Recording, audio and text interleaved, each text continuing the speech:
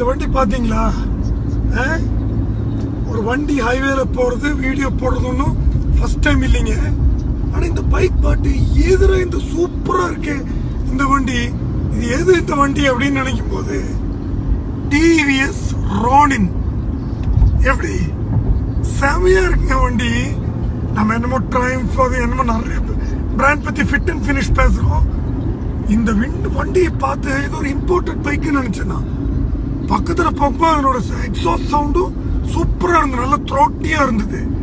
ஃபினிஷிங்கும் சூப்பரா இருக்குதா? அவருதான் அது டிவிஎஸ் ரானின். அது டிவிஎஸ் ரானின் சூப்பரா இருக்குங்க வண்டி.